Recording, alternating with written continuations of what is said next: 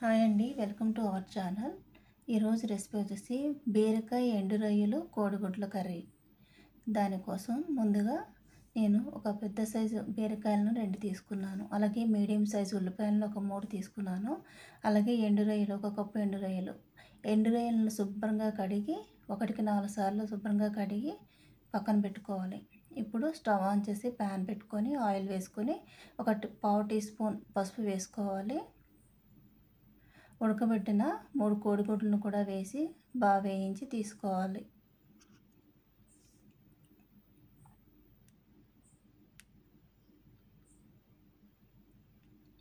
ఇప్పుడు అదే ప్యాన్లో ఎండు రొయ్యలను బాగా పిండి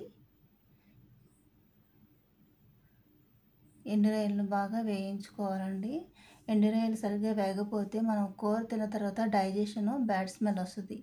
ఆ విధంగా రాకుండా ఉండాలంటే ఈ ఎండు రొయ్యలను ఎర్రగా వేయించి ఒక బౌల్లోకి తీసుకోవాలి. ఇప్పుడు అదే ప్యాన్లో ఆయిల్ వేసుకొని ఒక పావు టేబుల్ స్పూన్ ఆవాలు, జీలకర్ర,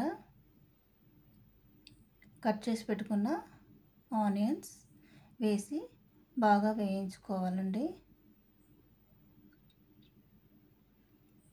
ఇప్పుడు కరివేపాకు కూడా వేసి మరొకసారి కలుపుకోవాలి. ఈ ఉల్లిపాయలు గోల్డ్ కలర్ వచ్చే వరకు వేయించుకోవాలండి. ఇప్పుడు పావు టీ స్పూన్ పసుపు వేసుకొని అలాగే ఒక టేబుల్ స్పూన్ అల్లం వెల్లుల్లి పేస్ట్ కూడా వేసుకొని అల్లం వెల్లుల్లి పేస్ట్ పచ్చివాసన పోయేంత వరకు బాగా వేయించుకోవాలి. ఇది లో ఫ్లేమ్లో పెట్టుకొని వేయించుకోవాలండి.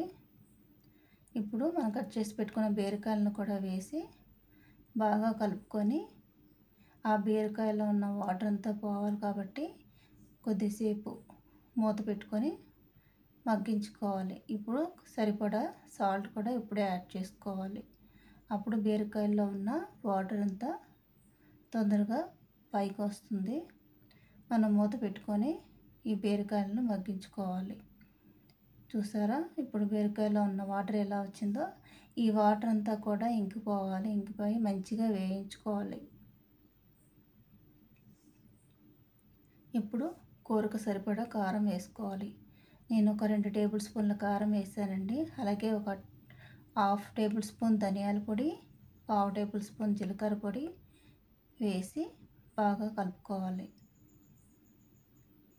ఈ బీరకాయ బాగా వేగాలండి. వేగిన తర్వాత ఒక పావు టేబుల్ స్పూన్ గరం మసాలా కూడా వేసి మరొకసారి బాగా కలుపుకోవాలి. ఇది ఎర్రగా వేగిన తర్వాత మనం ఆల్రెడీ వేయించి పెట్టుకున్న ఎండు రొయ్యలను కూడా ఇప్పుడే వేసుకోవాలి. దీన్ని బాగా కలుపుకొని అలాగే మనం వేయించి పెట్టుకున్న కోడిగుడ్లను కూడా ఇందులో యాడ్ చేసుకోవాలి.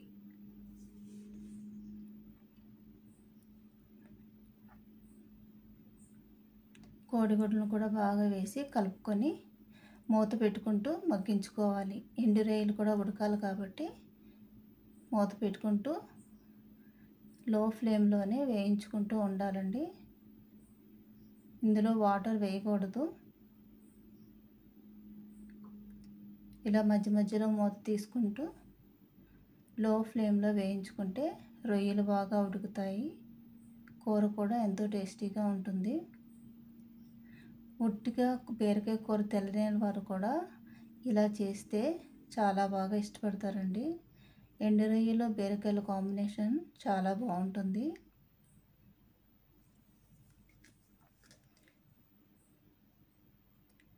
ఇప్పుడు ఫైనల్గా కొత్తిమీర చల్లుకొని ఒకసారి బాగా మిక్స్ చేసుకోవాలి. అంతే అండి, ఎంతో టేస్టీ అయిన బీరకాయ ఎండు రొయ్యల కోడిగుడ్ల కర్రీ రెడీ అయిపోయింది. ఈ వీడియో మీకు నచ్చినట్లయితే ప్లీజ్ లైక్ చేసి షేర్ చేయండి. అలాగే నా ఛానల్ని సబ్స్క్రైబ్ చేసుకుంటారని ఆశిస్తున్నాను. ఇప్పుడు దీన్ని ఒక బౌల్లోకి తీసుకుందాం.